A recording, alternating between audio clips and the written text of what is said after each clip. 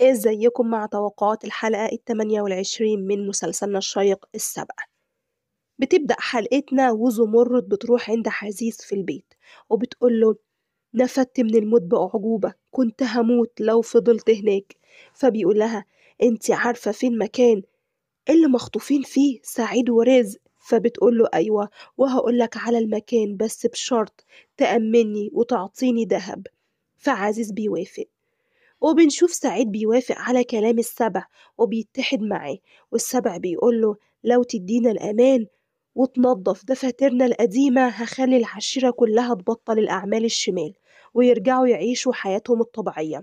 فسعيد بيقوله: لو سبتني هروح وهواجه أبي وهخليه ما يهجمش عليكوا ولا يأذيكوا ويسيبكوا في حالكوا. وعزيز بيروح يبلغ المتصرف على مكان السبع والمكان اللي مخبي فيه رزق وسعيد. فالمتصرف بيؤمر يجهز حملة كبيرة علشان يهجموا على السبع بالليل. منطورة بتنادم على هلال وبتفضل تترجاه يسيبها تمشي وهي هتخلي السبع يسامحوا وما يأذهوش. وعكاش بيقول لهلال إنه هيروح لثريا علشان يتفق معاها، وبعد كده ندي منطورة لثريا وتدينا هي الذهب وإحنا هنكون بأمان.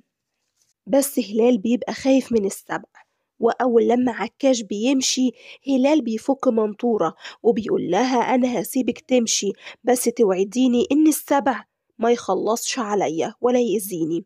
فبتوعده، بس فجأة بيظهر عكاش وبيشوفه هو بيفك منطورة وبيقتله. وفي الوقت ده منطورة بتقدر تهرب، ومطيعة بتروح لفضة وبتحكي لها على كل اللي حصل، وإن في واحدة اسمها زمرد جت وكانت متصابة وكمان عارفة مكان رزق. وحليمة بتتفق مع شمالي يسرقوا ورقة التنازل من فضة ويقطعوا، وكده تبقى ممتلكات فريال رجعت لها.